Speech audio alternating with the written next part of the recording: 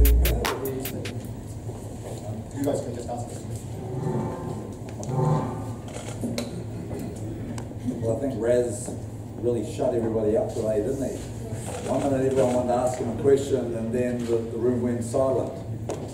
The guy that you heard speaking this morning is the guy that I know, the guy that Joseph Parker knows, the guy that we've seen in the gym a couple of times in the past, 2 training camps. We know what this guy's about. We know his experience. We know his capabilities. You know, you heard me say it a few days ago when I was singing his praises and telling you that I believe that we have a better fight here than the fight that was originally scheduled. But everyone said, yeah. The same people that, when I mentioned to you, when Joseph Parker was fighting Carlos Takam, I said, this fight is a fight for your life sort of fight. Nah, Joe blows this guy away. As you all saw, it was a really hard fight. The same fight, the last fight against Andy Ruiz, when he came to New Zealand 29-0, and everyone said, nah, it's an easy fight. Joe beats him easy. Look at him, he's a short little fat guy. We were fighting for our lives. We'll be fighting for our lives on Saturday night. This is a real guy. Look at the size of him. He's just under 20 stone. Life's full of opportunities. And it's about making the most of those opportunities. And I tell you what, 2 weeks ago, Razvan Conaju, sitting at number 14 in the world with the WBO, was not thinking that he was going to be in New Zealand fighting Joseph Parker for the world title. That's what makes this fight so dangerous, is this has just happened. He knows that this is a major chance, a major opportunity, and it's about seizing that moment. This is a dangerous guy. This is a guy that we have a lot of respect for. This is a guy who knows Joseph Parker very well.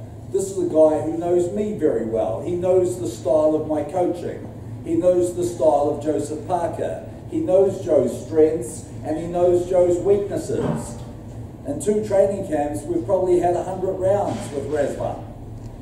We know each other. That's why this fight is a very dangerous fight. And I tell you what, I was just thinking the other day, I don't know one other world heavyweight champion that would have a fight cancelled and then within the space of 2 weeks would reschedule another opponent. A lot of people are looking at us right at the moment and saying, I hope you guys know what the hell you're doing. And this is very serious. You know, we've trained for 12 weeks for one particular style. Now we're fighting a totally different style. We're fighting a guy who's got absolutely nothing to lose. We have a lot to lose. Joseph is the WBO heavyweight champion of the world. You've all heard about what we've got coming up. We've got offers in the United States. We've got offers in the UK. Millions for this. We've got nothing if we don't take care of Razvan Conaju on Saturday night. Joe, have a few words, my friend. Oh, just in case anyone was wondering, I made this shirt, and I had a little bit of material left, and I made Joe a tie.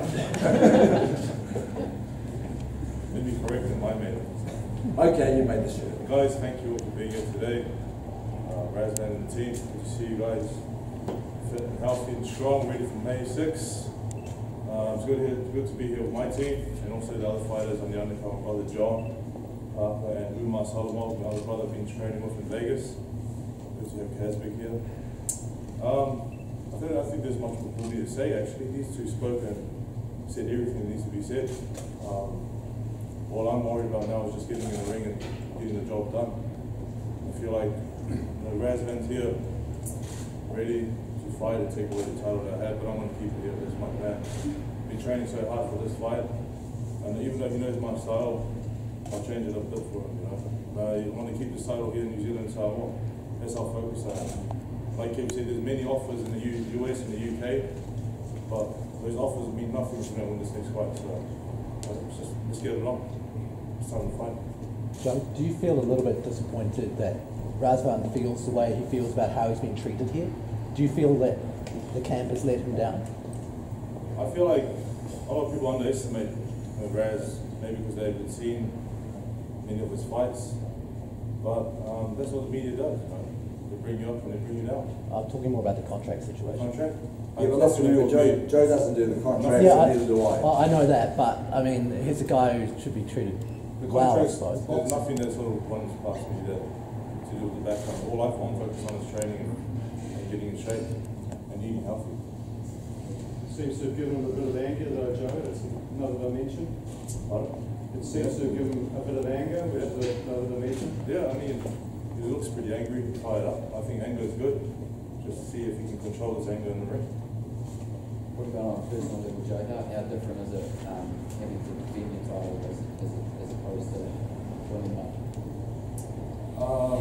Defending the title, I feel like going into this fight, the way that I've seen it, or the way I put it, is that I don't even have a title. I'm still hungry like I didn't have a title.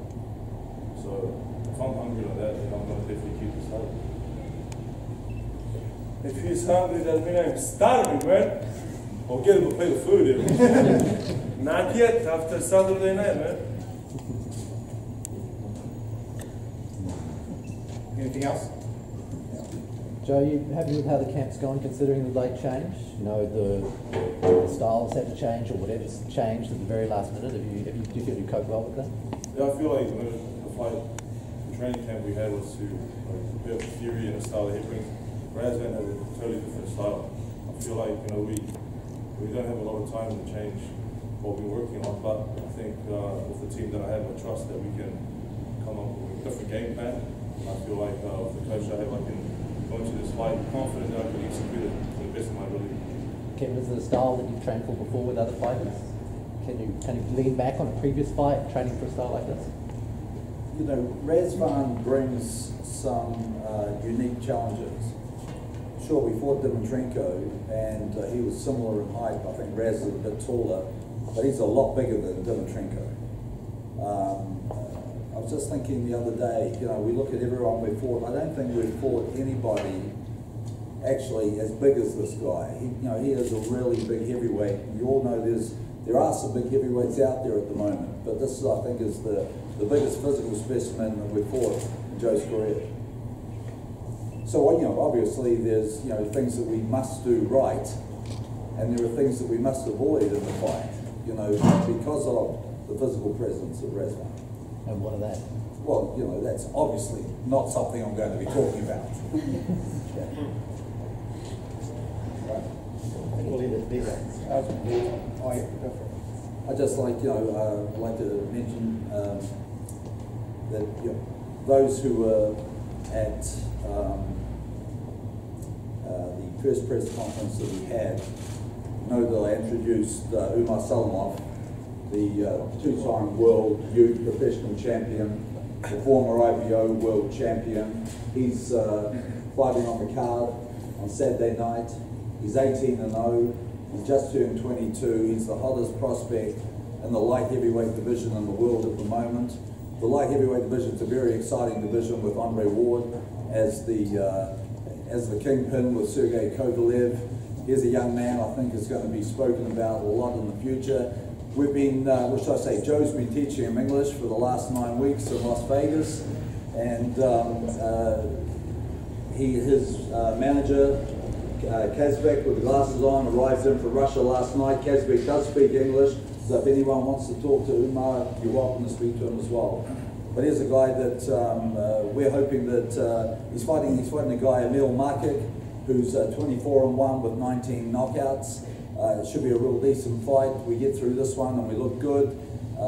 There's every chance that Umar will be on the Pacquiao card in Australia. Pacquiao Jeff. I'll get you guys to pick up your microphones and we'll steer down. I don't think we need anyone